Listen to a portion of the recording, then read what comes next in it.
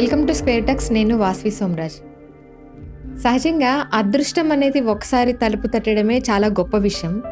అలాంటిది కెనడాలోని ఒక మహిళకు అదృష్టం 2 సార్లు తలుపు తట్టింది. అసలు స్టోరీ ఏంటో తెలుసుకుందాం. ఇది ఒక ఆశ్చర్యానికి గురి చేసినటువంటి సంఘటన అనమాట.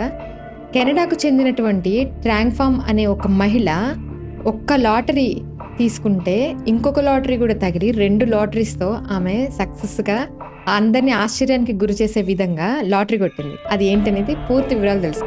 సో కెనడాకు చెందిన ఒక ట్రాంగ్ఫామ్ అనే ఒక మహిళ తన ఆఫీస్లోని సహోద్యోగులతోటి ఒక లాటరీ టికెట్ని పర్చేస్ చేసింది. సో ఆ లాటరీ టికెట్ ఏమైందంటే అందరినీ ఆశ్చర్యానికి గురి చేసి ఆ లాటరీ 407 కోట్లు, మన ఇండియన్ కరెన్సీతో పోలిస్తే 407 కోట్ల రూపాయలు ఆమెకు బహుమతిగా గెలుచుకుంది. కానీ ఇది నలుగురితో తీసుకోవటం వల్ల తన సహోద్యోగులు కూడా తను సమానంగా ఈ అమౌంట్ని సమానంగా పంచిందనమాట. అయితే ఒక వారం వ్యవధిలోనే ఆమె ఇంకొక లాటరీ పర్చేస్ చేసింది. స్క్రాచ్ కార్డ్ అనమాట దాని పేరు. స్క్రాచ్ కార్డ్ అనే ఒక లాటరీని పర్చేస్ చేసింది. అది కూడా అందరినీ ఆశ్చర్యానికి గురి చేసింది. ఎందుకంటే ఇది వచ్చిన 1 వీక్, ఒక 7 రోజుల వ్యవధిలోనే ఆ లాటరీ కూడా గెలుచుకుంది. 1.6 కోట్ల రూపాయలు గెలుచుకుంది. నిజంగా ఆశ్చర్యకరమైన విషయమే.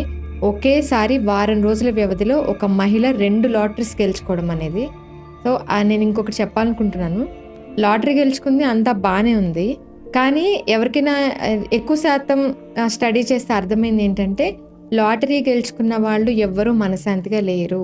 ఎక్కువ ఇంత అమౌంట్ వచ్చింది, చాలా ఆనందంగా ఉన్నారు, వాళ్ళకేంటి బాగానే ఉన్నారని అందరు చూసేవాళ్ళు అనుకుంటుంటారు. కానీ ఈ లాటరీ వచ్చిన వాళ్ళు ఎవ్వరూ హ్యాపీగా లేరు.